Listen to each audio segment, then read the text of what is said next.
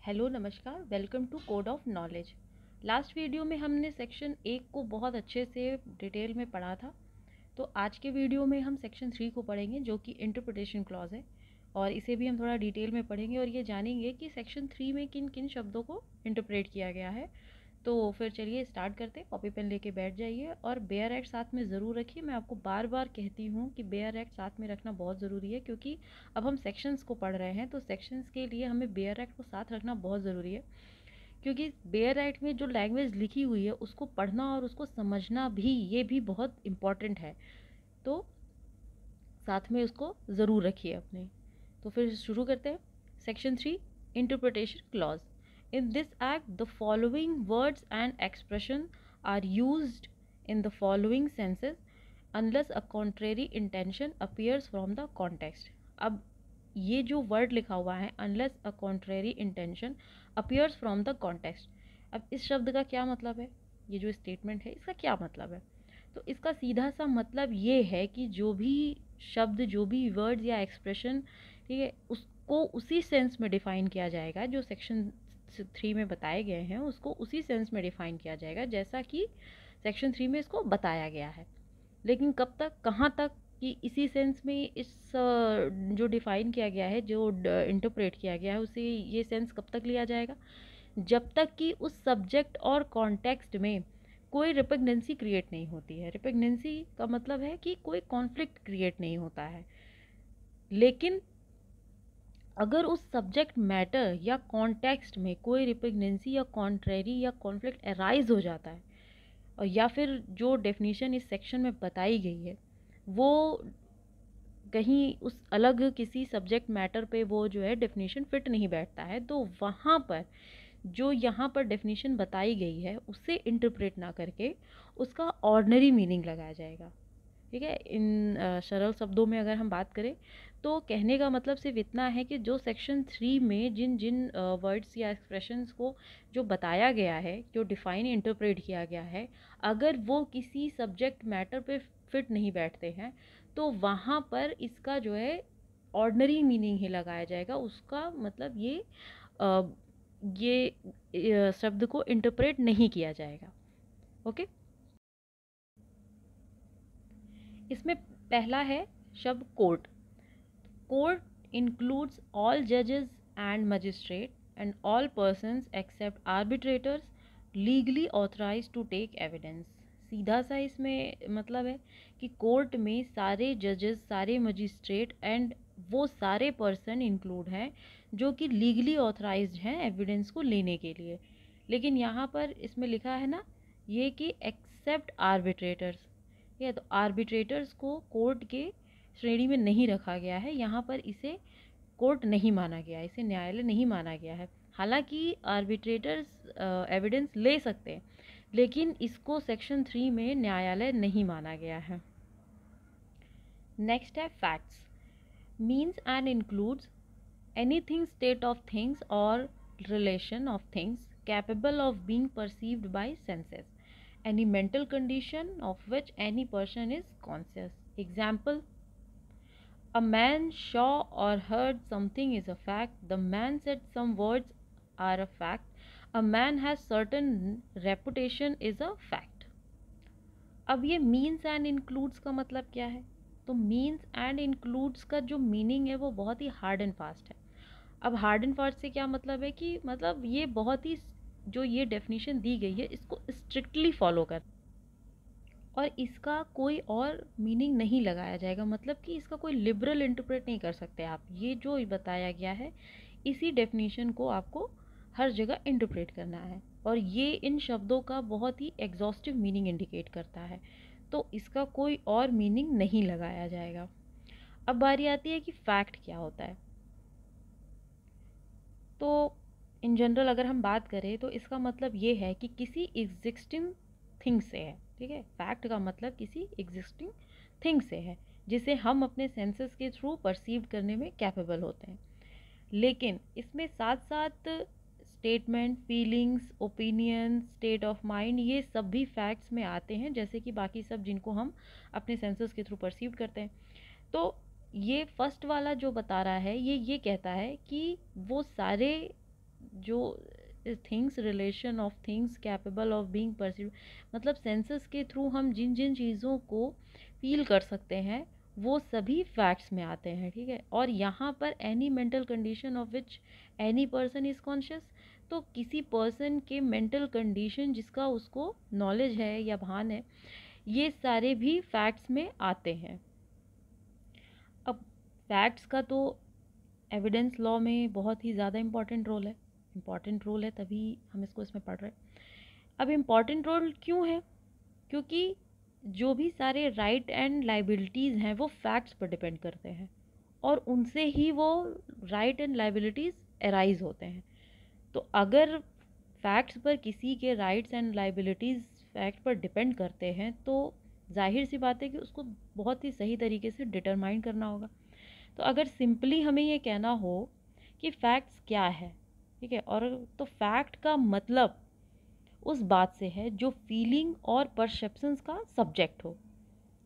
अब यहाँ पे जूरिस बेंथम थे, उन्होंने जो फैक्ट है उसको दो पार्ट में डिवाइड किया, मतलब इसका क्लासिफिकेशन किया दो पार्ट में, उसको डिफाइन किया। तो पहला उन्होंने क्या बताया कि फिजिकल फैक्ट्स और दूसरा उन्होंने बताया साइकोलॉजिकल फैक्ट्स। तो फिजिकल फैक्ट्स क्या हो गए? फिजिकल फैक्ट्स हो गए हमारे सेंसेस, ठीक है, हमारे 5 सेंसेस, जैसे कि आँख, नाक, कान, स्किन, टंग, ये सारे हमारे फिजिकल फैक्ट्स हो गए। और हमारे मेंटल कंडीशंस, जो भी हमारे फीलिंग्स हैं, ठीक है, जो हमारे सोच है, थॉट्स हैं, वो हमारे क्या हो गए? साइकोलॉजिकल फैक्ट्स हो गए, ठीक है। तो आँख से हम देख सकते हैं, नाक से हम स्मेल कर सकते हैं, कान से हम सुन सकते हैं, ठीक है, टच से हम फील कर सकते हैं। तो ये हमारे फिजिकल फैक्ट्स हो गए। और जो हमारा, आप देख रहे होंगे कि बेयर एक्ट्स में जो हमारे इलस्ट्रेशन दिया हुआ है, इलस्ट्रेशन ABC, वो इसी फिजिकल फैक्ट्स की तरफ इंडिकेट करते हैं। और जो हमारा इलस्ट्रेशन D और E है वो किसकी तरफ इंडिकेट्स करते हैं? वो साइकोलॉजिकल फैक्ट्स की तरफ इंडिकेट करते हैं। अब साइकोलॉजिकल फैक्ट्स तो दिखाई तो देते नहीं हैं, लेकिन ये हमारे माइंड में एग्जिस्ट होते हैं, ठीक है। ये सेंसस के थ्रू तो नहीं दिखते, लेकिन ये माइंड में एग्जिस्ट करते हैं। जैसे कि किसी के लिए इंटेंशन रखना, कोई नॉलेज है किसी का, कोई गुड फेथ है, हेट है, ओपिनियन है, फीलिंग है, तो ये सब क्या चीज़ें हो गई? ये हमारे माइंड में एग्जिस्ट करती हैं और ये जो है मेंटल कंडीशन या साइकोलॉजिकल फैक्ट्स को बताते हैं। क्लियर है? उसके बाद आप एग्जाम्पल्स में देख ही रहे हैं, जैसे कि यहाँ लिखा हुआ है कि a man sure heard something is fact, the man said some words और are a fact, a man has certain reputation is a fact. ये सारी चीज़ें फैक्ट्स को बताती हैं। लेकिन इसमें ये जो है कि a man has certain reputation is a fact, ये क्या है? ये एक फैक्ट तो है, लेकिन ये साइकोलॉजिकल फैक्ट है कि आप किसी पर्सन की कोई रेपुटेशन है, ये क्या है? ये फैक्ट है, लेकिन ये साइकोलॉजिकल फैक्ट्स है, ठीक है। नेक्स्ट है relevant. One fact is said to be relevant to another when the one is connected with the other in any of the ways referred to in the provision of this act relating to the relevancy of fact. कहने का मतलब ये है कि relevant fact तब कहा जाएगा जहाँ दो फैक्ट इस तरह से एक दूसरे से कनेक्टेड हों कि उसका एग्जिस्ट करना या ना करना, ठीक है, एक दूसरे पर डिपेंड करता हो, ठीक है। बेसिकली रेलिवेंट फैक्ट ऐसे फैक्ट्स होते हैं जो फैक्ट इन इशू के बारे में रीजनेबल प्रिजम्पशन देने में हेल्प करते हैं, ठीक है, कि फैक्ट इन इशू के बारे में हमें कोई रीजनेबल प्रिजम्पशन देने में वो हेल्प करता है। हमारा सेक्शन 3 से बताता है कि रेलिवेंट फैक्ट क्या है, लेकिन कौन कौन से फैक्ट रेलिवेंट हैं ये आगे हम सेक्शन 5 to 55 तक आगे हम पढ़ेंगे कि जो हमारा चैप्टर है रेलिवेंसी ऑफ फैक्ट्स में, उसमें हम पढ़ेंगे कि कौन कौन से फैक्ट जो है रेलिवेंट फैक्ट हैं। ओके, तो नेक्स्ट है relevant. It has two meaning, one is connected and other is admissible. एक तरीके से कहा जाए कि रेलिवेंसी के दो मीनिंग है, पहला है कनेक्टेड और दूसरा है एडमिसिबल। इसमें जो कनेक्टेड है मतलब कि रेलिवेंसी जो है, एक में रेलिवेंसी क्या होती है? लॉजिकल होती है, और एक में रेलिवेंसी क्या होती है? लीगल होती है। यहाँ पर है ना, relevancy is logical in connected and legal in admissible. According to Stephen, relevancy means connection of event as cause of effect. कि relevancy का मतलब ये है कि जो भी इंसिडेंट हैं, जो भी इवेंट्स हैं, उनका कॉज और इफ़ेक्ट के रूप में कनेक्शन होना, एक दूसरे से कनेक्ट होना। नेक्स्ट है हमारा fact in issue, means and includes any fact from which either by itself और in connection with other facts. The existence, non-existence, nature or extent of any right, liability or disability asserted or denied in any suit or proceeding necessarily follows.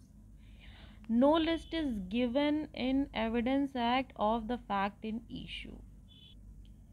Fact in issue way facts होते हैं जिसको किसी case में कोई एक party assert करता है, दूसरा उसे डिनाई करता है। और अधिक अगर इसको हम जनरल शब्दों में पढ़ें तो ऐसे सब्जेक्ट जो दो पार्टीज़ के बीच में डिस्प्यूटेड होते हैं वे फैक्ट इन इशू कहलाते हैं। Fact in issue way fact होते हैं जिससे किसी केस में कोई लीगल राइट, कोई लाइबिलिटी, कोई डिसेबिलिटी नेसेसरली अराइज होती है, जिस पर कि जजमेंट देना ज़रूरी हो जाता है। अब यहाँ पर ये भी जानना ज़रूरी है कि अगर कुछ जो फैक्ट्स हैं, ठीक है, उसको पार्टीज़ अगर एक्सेप्ट कर लेती है तो फिर वो क्या होता है, वो फैक्ट इन इशू नहीं रह जाते। अगर किसी पार्टी ने कुछ असर्ट किया कि आपने फला चीज़ किया है, अगर सामने वाला उसको अपोजिट पार्टी एक्सेप्ट कर लेगा तो फिर वहाँ पर वो फैक्ट इन इशू कैसे बनेगा। फैक्ट इन इशू को बनने के लिए ये होता है कि सामने वाले को उसे डिनाई करना है, ठीक है, या उसको अपने तरह से बताना है, बनाना है। अब अगर सिविल मामले में फैक्ट इन इशू है तो उसमें एक पार्टीज़ कहती है और दूसरी पार्टी उससे डिनाई करती है। क्रिमिनल में क्या होता है कि जो अभियोजन पक्ष होता है वो क्या करता है, आरोप लगाता है, और उससे क्या होता है, जो अभियुक्त होता है वो इनकार कर देता है। कोई भी फैक्ट इन इशू तब माना जाता है जब वो दो कंडीशंस को कंप्लीट करता है। पहला कि जिसमें किसी फैक्ट पर दो पार्टीज़ के बीच में डिस्प्यूट हो, और दूसरा कि वो फैक्ट इतना इम्पॉर्टेंट हो कि उस पर किसी पार्टी का राइट और लाइबिलिटी डिपेंड करता हो। मतलब क्या है कि सीधे सीधे कि दो कंडीशंस का फुलफ़िल होना बहुत ज़रूरी है कि पहला तो वो दो पार्टीज़ के बीच में उसमें डिस्प्यूटेड हो, और दूसरा ये कि वो फैक्ट इतना इम्पॉर्टेंट हो कि उस पर किसी पार्टी का कोई राइट है, कोई लाइबिलिटीज़ हो, वो डिपेंड करता हो, तो वहाँ पर वो फैक्ट इन इशू माना जाएगा। The court has to frame in every case, मतलब कि फैक्ट इन इशू को कोर्ट को हर केस में फ्रेम करना चाहिए। अगर क्रिमिनल मैटर है तो क्रिमिनल मैटर में जो फैक्ट इन इशू है वो आरोप ही उसको कॉन्स्टिट्यूट करता है, ठीक है, आरोप ही फैक्ट इन इशू को कॉन्स्टिट्यूट करता है। अगर सिविल मैटर है तो सिविल मैटर में क्या होगा कि वो फ्रेमिंग ऑफ इशू की जो प्रोसेस होती है उससे फैक्ट इन इशू डिसाइड होते हैं, जो कि हमारे ऑर्डर 14 में है, फैक्ट फ्रेमिंग ऑफ इशू। तो ये दोनों है क्रिमिनल और सिविल में। They are those disputed fact which are alleged by one party and denied by another in the pleading in a civil case। वही चीज़ है जो मैंने आपको भी बताया कि एक पार्टी कहती है और दूसरी पार्टी उसको डिनाई करती है, तो वो मतलब प्लीडिंग में तो वो क्या होता है, सिविल केस हो जाता है। और alleged by the prosecution and denied by the accused in a criminal case है, तो प्रोसिक्यूशन के द्वारा कोई एलिज्ड कोई आरोप लगाया जाता है और एक्यूज उसको डिनाई कर देता है, तो वो क्रिमिनल केस में इस तरीके से फैक्ट इन इशू बनता है। नेक्स्ट है हमारा document, means any matter expressed और described upon any substance by means of letters, figures, marks, or by more than one of those means intended to be used or which may be used for the purpose of recording that matter। Document में bare act में जैसे कि illustrations भी दिए हुए हैं कि कौन कौन से डॉक्यूमेंट्स हैं। और writing is a document, words printed या lithographed or photographed are documents, a map or plan is a document, An inscription on a metal plate or stone is a document. A caricature is a document. Document का जो definition है वो इस section में वो बहुत ही broad है। तो सेक्शन 3 क्या कहता है हमारा एविडेंस एक्ट का कि generally any matter written upon a paper in any language such as Hindi, English etcetera is called document. Okay, लेकिन इस सेक्शन में, ठीक है, कोई भी ऐसी बात है जो किसी पेपर पे लिखी हुई है, ठीक है, एनी मैटर एक्सप्रेस्ड और described upon any substance, paper, stone और anything by means of letter और ग्राफिक्स और एनी अदर मार्क्स, तो वो सारे ही डॉक्यूमेंट्स माने जाएंगे। यहाँ तक कि नंबर रिटन ऑन ट्रीज, ठीक है, इन printed, a ring bearing name, a mark on a flag are document under the law of evidence। ठीक है, कि पेड़ों पर जो नंबर लिखे रहते हैं, ठीक है, बहुत सारे लोग अपने रिंग पर नाम लिखवाते हैं, झंडे पर कोई निशान बना हुआ है, तो ये सारे ही एविडेंस लॉ में डॉक्यूमेंट्स में आएंगे। दस्तावेज के लिए सबसे ज़्यादा नेसेसरी क्या है कि it must have been intended to be used as evidence by one person against the other. मतलब कि इसका जो नेसेसरी इसकी क्या है कि एक पर्सन के थ्रू दूसरे पर्सन के अगेंस्ट में इसको यूज़ करने का इंटेंशन होना चाहिए। डॉक्यूमेंट आप आके डॉक्यूमेंट होगा तभी आप उसको एज एविडेंस दे पाएंगे, और एज एविडेंस कैसे देंगे, ये ऑब्वियस सी बात है कि किसी पर्सन के अगेंस्ट ही होगा। अब यहाँ पर ये है कि फ़ोटोग्राफ का जो एविडेंस में वैल्यू क्या होगा, तो फ़ोटोग्राफ को एविडेंस में लिया जा सकता है, लेकिन क्या होता है कि ये अगर कोर्ट इस बात से अगर सेटिस्फाइड है कि वो कोई मतलब कॉपी नहीं है या वो कोई झूठा या फेक फ़ोटोग्राफ नहीं है, तो यहाँ पर उस फ़ोटोग्राफ को एज अ एविडेंस लिया जा सकता है। लेकिन उसमें ये साबित करना पड़ेगा कि इसको फेक नहीं बनाया गया है, और इससे आपको न्यायालय को सेटिस्फाइड करना होगा कि ये जो फ़ोटो है ये ओरिजिनल है, ये कोई कॉपी नहीं है, ये कोई फेक नहीं है, या जो आजकल मिक्सिंग मैच कर देते हैं ना, मिक्स कर देते हैं फ़ोटोज़ को, चेहरा किसी और का, बॉडी किसी और की, तो उस टाइप की चीज़ें नहीं होंगी। ये आपको कोर्ट को सेटिस्फाइड करना पड़ेगा उसके लिए। तो वो अगर सेटिस्फाइड हो जाता है कोर्ट, तो वहाँ पर उस फ़ोटोज़ को एज अ एविडेंस एडमिसिबल वो कर लेंगे। नेक्स्ट है evidence. Evidence means and include all statement which the court permits or requires to be made before it by witness in relation to matters of fact under inquiry. Such statements are called oral evidence. All second है all documents including electronic records produced for the inspection of the court. Such documents are called documentary evidence. ये तो यहीं पर clear हो गया है, ये बता रहा है कि एविडेंस दो हो गए, एक तो हो गया हमारा ओरल एविडेंस और दूसरा हमारा हो गया डॉक्यूमेंट्री एविडेंस। तो पहले में ये बता रहा है कि जो भी हमारे स्टेटमेंट्स हैं जो कोर्ट के सामने विटनेसेस को देने के लिए परमिट करता है कोर्ट, तो वो जो भी स्टेटमेंट देता है, ठीक है, अंडर द इंक्वायरी, वो सारे क्या हो गए, ओरल एविडेंस में आ गए। और जो भी हमने डॉक्यूमेंट कोर्ट के सामने जो है इंस्पेक्शन के लिए पेश किया है, जिसमें कि इलेक्ट्रॉनिक रिकॉर्ड भी इंक्लूड किया गया है, तो ये सारे क्या हो गए, हमारे डॉक्यूमेंट्री एविडेंस हो गए। वैसे एविडेंस को मैंने इसके पहले वीडियो में जब हम ये पढ़ रहे थे व्हाट इज़ एविडेंस, तो इसमें मैंने बहुत ही डिटेल में समझाया कि एविडेंस क्या होता है। उसमें कई सारे डिफिनेशन भी मैंने आपको बताए ज्यूरिस्ट के। तो आप इसको अगर डिटेल में पढ़ना है तो आप इसको ऊपर आई बटन पे क्लिक करके पढ़ सकते हैं। वहाँ पर आप देख सकते हैं कि एविडेंस क्या है और उसके इम्पोर्टेंस क्या है, उसके ऑब्जेक्ट्स क्या हैं, ये मैंने आपको वहाँ पर पढ़ा दिया है। बेसिकली साक्ष्य का मतलब क्या होता है, किसी ऐसी थिंग्स से है जिससे कि कोई डिस्प्यूटेड फैक्ट्स को प्रूव किया जा सके।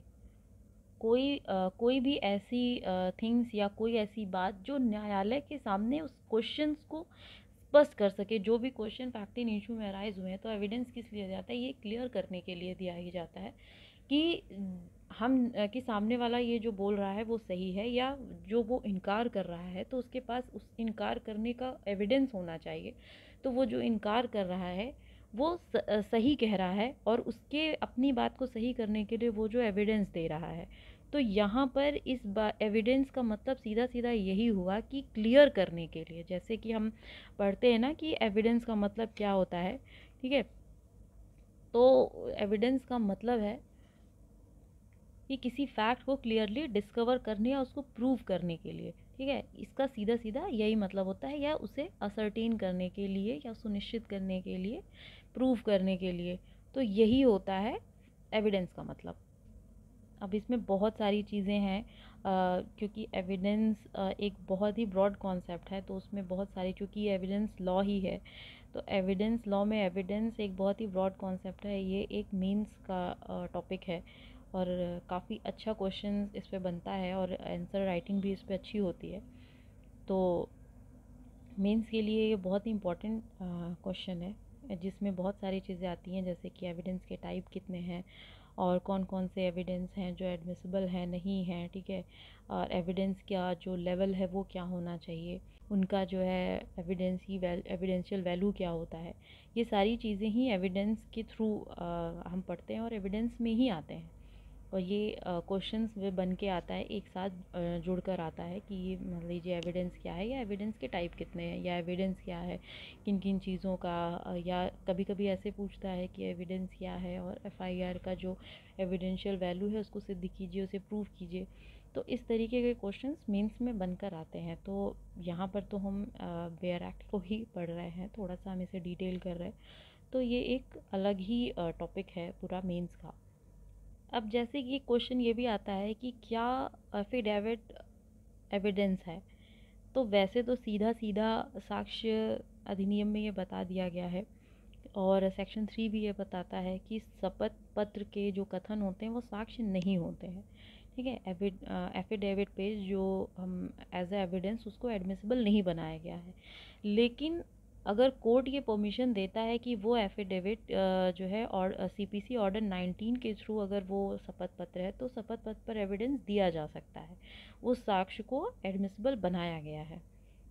जैसा कि मैंने अभी आपको बताया कि बताता है कि FIR as a evidence admissible है या नहीं है।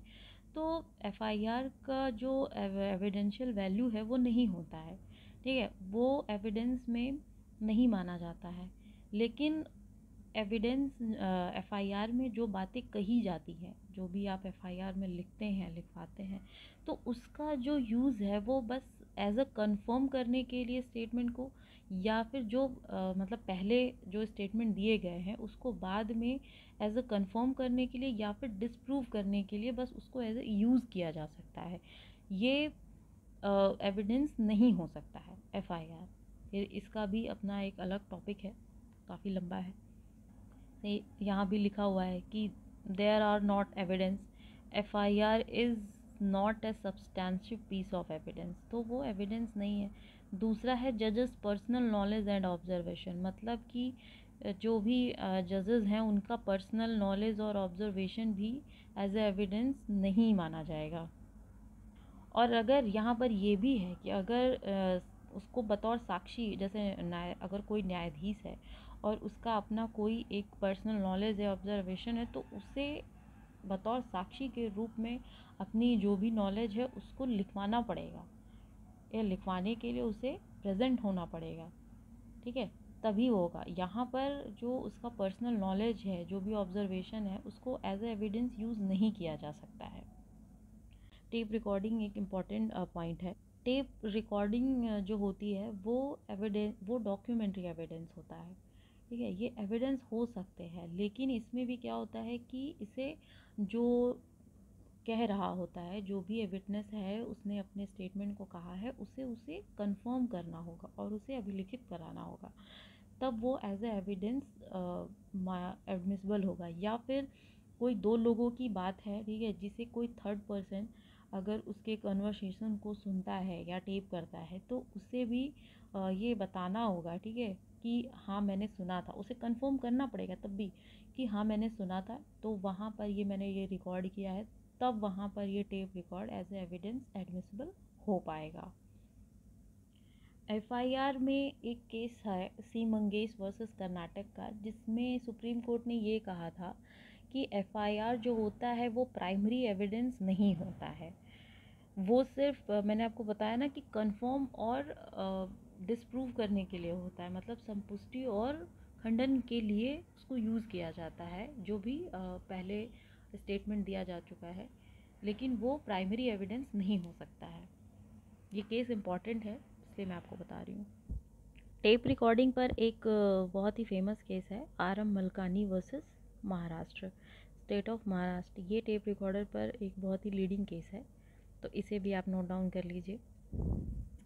इस केस में ये कहा गया था कि जो भी tape recorder as a evidence दे रहा है, तो वहाँ पर इस बात का साबित होना ज़रूरी है कि उस टेप रिकॉर्डर को जैसे था वो एज इट इज़ ही पेश किया जा रहा है, उसको इरेज करने की या उसको किसी भी तरीके से मिक्स करने की कोशिश नहीं की गई है। और जो उसमें आवाज़ है, जो भी टेप रिकॉर्डिंग में आवाज़ है, वो मतलब थोड़ी क्लियर होनी चाहिए, इतनी कि मतलब वो पहचानने लायक हो कि ये किस पर्सन की आवाज़ है या कौन इसमें बात कर रहा है। नेक्स्ट है proved. A fact is said to be proved when, after considering the matters before it, the court either believes it to exist or consider its existence so probable that a prudent man ought, under the circumstances of the particular case, to act upon the supposition exists। कहने का मतलब ये है सीधा कि कोई भी fact साबित हुआ ये तब कहा जाएगा कि जब कोर्ट, ठीक है, अपने सामने, ठीक है, मैटर्स बिफोर इट लिखा हुआ है ना, तो अपने सामने कोई मैटर है उसके सामने, अगर वो विचार करने के बाद, ठीक है, उस तथ्य के उसके एग्जिस्टेंस पर उसको पूरा यकीन है, जिस पर न्यायालय को निर्णय देना है, जिस फैक्ट पर, उसके एग्जिस्टेंस पर उसको पूरा यकीन है। दूसरा ये कि उसका एग्जिस्टेंस इतना ज़्यादा प्रोबेबल है कि जितना वो ये मान ले कि कोई भी अगर प्रूडेंट मैन होगा तो इस मैटर में वो इस कंडीशंस में ये मान लेता है कि हाँ ये चीज़ें एग्जिस्ट करती हैं।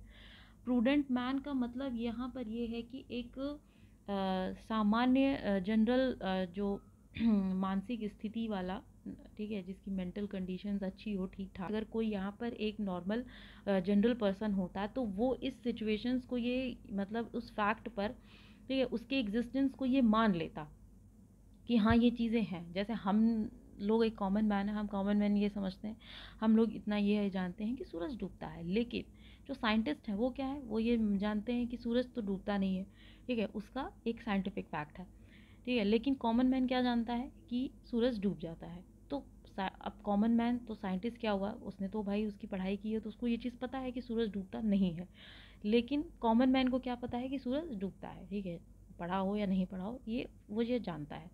तो कहने का मतलब यही है कि जो भी न्यायालय के समक्ष वो मैटर आता है, कोई भी मैटर आता है, तो उस पर वो सोचने के बाद, विचार करने के बाद, ठीक है, उस तथ्य का जो भी फैक्ट है उसके एग्जिस्टेंस का उसको पूरा यकीन हो जाता है, और उसके एग्जिस्टेंस मतलब को इतना अधिक वो प्रोबेबल बना देता है कि जितना भी कोई प्रूडेंट मैन, अगर वहाँ पर उस समय न्यायालय ना होकर कोई प्रूडेंट मैन होता और ये मान लेता कि नहीं ये चीज़ एग्जिस्ट करती है, ठीक है, तो उस स्थितियों में मान लेता, तब वहाँ पर ये चीज़ माना जाएगा कि ये फैक्ट साबित हुआ है। यहाँ पर एक चीज़ नोटिस करने की बात ये है कि इस प्रूव्ड जो इंटरप्रेट किया गया है, यहाँ पर साक्ष्य की नहीं बल्कि मैटर की बात की गई है, क्योंकि साक्ष्य में ये चीज़ें नहीं आती हैं, ठीक है। तो अब साक्ष्य से परे भी बहुत सारी चीज़ें हैं जिन पर कोर्ट को सोचना होता है, ठीक है, उस मैटर पर उसको विचार करना होता है, उसको थिंक करना होता है। तो इससे अलग भी कुछ चीज़ें होती हैं। अब वो चीज़ें क्या होती हैं मैं आपको आगे बताती हूँ।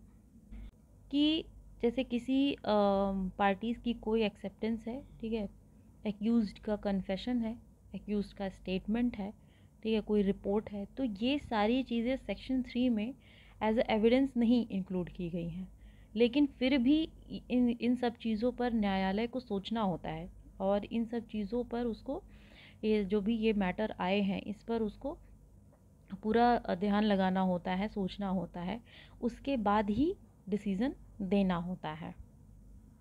जैसे इसमें एक ये भी चीज़ इंक्लूड होगी जो विटनेस के उसकी बिहेवियर है, ठीक है, उसका डिमेन्योर है। ये मैंने आपको उसमें बताया था, डिमेन्योर ऑफ विटनेसेस, ये मैंने आपको पढ़ाया है पिछले वीडियोस में। तो ये सारी चीज़ों पर जब मैं आपको पढ़ा रही थी हिस्ट्री एविडेंस का, तो जहाँ पर मैंने आपको बताया कि उसमें जो पुराने ज़माने के जो न्यायाधीश होते थे वो साक्षियों की हितों की रक्षा करते थे। ये मैंने आपको डिमेन्योर ऑफ विटनेसेस पढ़ाया था, ये आपको हिस्ट्री ऑफ एविडेंस में मिल जाएगा, आप उसे आई बटन पे क्लिक करके देख लीजिएगा। तो आचरण या जो भी उसका साक्षी का जो विटनेसेस का जो भी बिहेवियर है, जो भी उसका तरीका है, इन सारी चीज़ों पर भी कोर्ट को विचार करना होता है, और ये सारी चीज़ें साक्ष्य में इंक्लूड नहीं की गई हैं। तो मैटर्स बिफोर इट का यही मतलब होता है, और इस शब्द का इसीलिए यहाँ पर साक्ष्य शब्द को नहीं लिखा गया है। इसमें एक केस है एम नरसिंहा राव है वर्सेस स्टेट ऑफ एपी। तो इसमें सुप्रीम कोर्ट ने क्या कहा था? इसमें सुप्रीम कोर्ट ने सेम वही चीज़ कही थी जो कि सेक्शन 3 हमारा प्रूव्ड जो है ये इंटरप्रेट करता है। इसमें भी सेम यही कहा गया था कि न्यायालय के समक्ष जो भी मैटर उसके एग्जिस्टेंस को इतना प्रोबेबल बना दे कि जैसे कि कोई प्रूडेंट मैन है, कोई प्रज्ञावान व्यक्ति है, वो उस मामले को मतलब मान ले कि हाँ इसका एग्जिस्टेंस है। यही सेम चीज़ इस केस में कहा गया था कि proof does not mean rigid mathematical.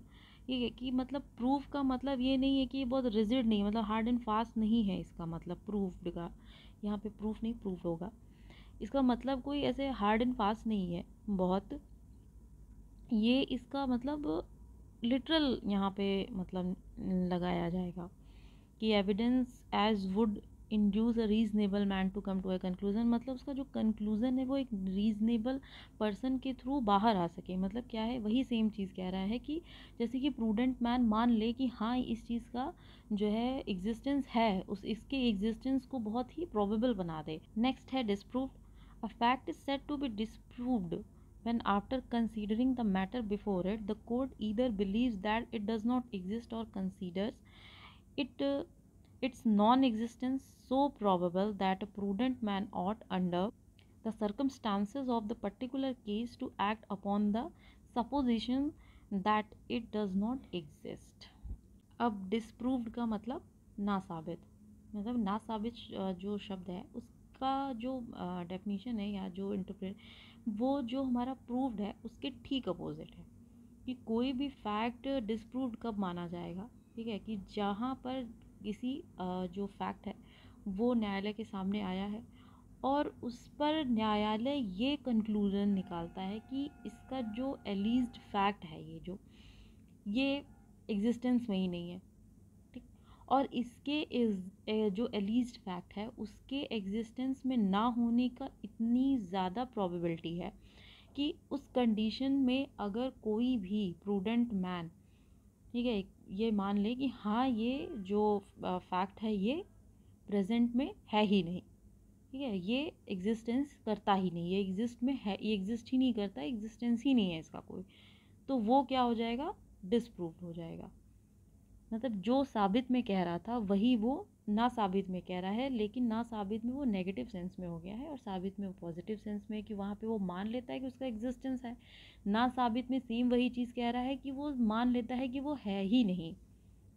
तो ना साबित क्या होता है कि जब दोनों पार्टीज, ठीक है, या कोई एक पार्टीज किसी फैक्ट को, ठीक है, प्रूव करने के लिए कोई एविडेंस देते हैं, ठीक है, किसी उसके प्रमाणित करने के लिए उसको कोई एविडेंस देते हैं, लेकिन वहाँ पे जो कोर्ट है वो क्या डिसाइड करता है या उसका क्या विचार होता है कि वो जो फैक्ट है वो अभी तक प्रूव नहीं हो सका है, तो वो क्या हो जाएगा, डिस्प्रूव्ड हो जाएगा। तो ये कहा जाएगा कि ये फैक्ट जो है ये डिस्प्रूव हो गया है। अब इसमें नेक्स्ट आता है हमारा not prove. A fact is said not to be proved when it is neither proved or nor disproved. A man of ordinary prudence neither believes that the fact exists nor he believes that it does not exist। मतलब कि साबित नहीं हुआ, not proved. साबित और ना साबित, ठीक है, प्रूव्ड और डिसप्रूव्ड के बीच का ये जो मेंटल कंडीशन है, ठीक है, ये क्या है, नॉट प्रूव्ड है। अब कोई फैक्ट प्रूव्ड है या नॉट प्रूव्ड है, ठीक है, उस चीज़ से ये डिनाई करती है, नॉट प्रूव्ड जो है वो डिनाई करती है। तो किसी मैटर में, ठीक है, जो भी एविडेंस के अकॉर्डिंग जो भी अगर ये डिसाइड नहीं हो पाया है कि कोई फैक्ट प्रूव्ड है या डिसप्रूव्ड है, तो उसे क्या कहा जाएगा, साबित नहीं हुआ है, मतलब नॉट प्रूव्ड है। मतलब ना तो वो साबित हो पा रहा है और ना ही वो ना साबित हुआ है, तो उसे कहा जाएगा कि ये साबित नहीं हुआ है। ठीक है, ये दोनों के बीच का है, जो नॉट प्रूव्ड है ये दोनों के बीच का है।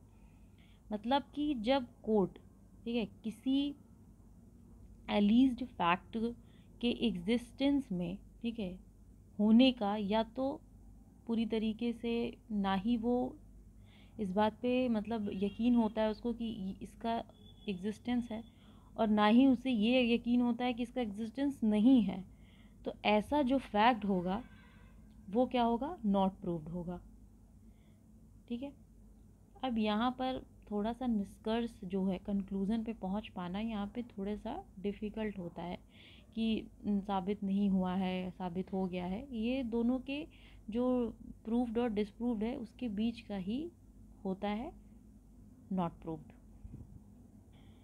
इसमें एक केस है, यहाँ पे लिखा नहीं है बट आप नोट कर लीजिए, नवल किशोर सोमानी वर्सेस पूनम सोमानी।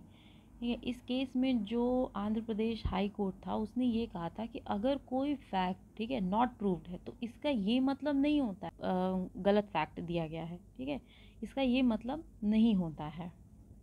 जबकि जो हमारा डिसप्रूव्ड वर्ड है वो क्या है कि वो, ठीक है, असत्य और गलत के बीच में शब्द के बहुत ही करीब आता है, तो वहाँ पे उसको ये कहा जाएगा कि ये ना साबित हो गया है, मतलब ये डिसप्रूव हो गया है। लेकिन लेकिन जो तथ्य, जो फैक्ट साबित नहीं हुआ है, ठीक है, नॉट प्रूव्ड है, ठीक है, वो सही भी हो सकता है और वो गलत भी हो सकता है।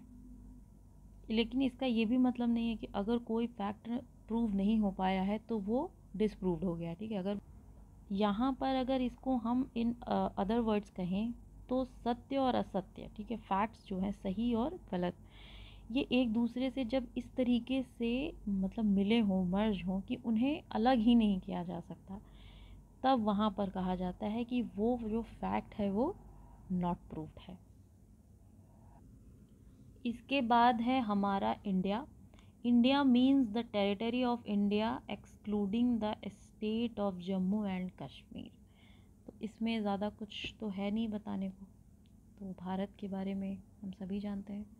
कंक्लूज़न है ये, एक मैंने ऐसे ही आप लोगों को सेक्शन 3 में जिन जिन चीज़ों को इंटरप्रेट किया गया है उसका एक चार्ट है ये, जिससे कि आपको ये याद करने में हेल्प मिलेगा कि आप इसको जैसे याद कर सकते हैं कि भारत है, इंडिया के बारे में बता रहा है, ठीक है, इंडिया में एक कोर्ट है, ठीक है, कोर्ट में किसी फैक्ट है, कोई फैक्ट पे है केस मान लीजिए चल रहा है, ठीक है, अब उस फैक्ट के किससे रिलेटेड होगा, रेलिवेंट है या डिस्प्यूटेड फैक्ट्स है, ठीक है, अब इसको जो है प्रूफ करने के लिए हमें डॉक्यूमेंट्स की ज़रूरत पड़ेगी, ठीक है, डॉक्यूमेंट्स क्या है, वो हमारा वो एक एविडेंस है, तो वो एविडेंस क्या होगा, या तो प्रूव होगा या तो डिसप्रूव्ड हो जाएगा या तो नॉट प्रूव्ड हो जाएगा। ठीक है, तो ये मैंने एक चार्ट बनाया है बस इस तरीके से, ताकि ये आपको ये याद रखने में इजी हो कि सेक्शन 3 में किन किन चीज़ों को डिफ़ाइन किया गया। अगर आप इस चार्ट को बना लेते हैं और अपने माइंड में रखेंगे तो मुझे लगता है कि ये आपको कभी नहीं भूलेगा कि सेक्शन 3 किन किन चीज़ों को डिफ़ाइन करता है। अगर ये कहीं से भी कंफ्यूज करने के लिए मान लीजिए पूछता है कि सेक्शन 3 के अंदर ये चीज़ें इंटरप्रेट करती हैं, इनमें से कोई भी एक पॉइंट अगर वो छोड़ देता है और आपको ऑप्शंस देता है, तो आप अगर इस चार्ट को पढ़े होंगे तो आप बहुत आराम से उस चीज़ को टिक, सही आंसर टिक कर पाएंगे कि सेक्शन 3 किन किन चीज़ों को इंटरप्रेट करता है। तो फिर चलिए बस आज के लिए इतना ही, आगे हम सेक्शन 4 एंड पढ़ेंगे, उसके बाद हमारा नेक्स्ट चैप्टर शुरू होगा, रेलिवेंसी ऑफ फैक्ट्स। तो फिर थैंक यू, जय हिंद, जय भारत।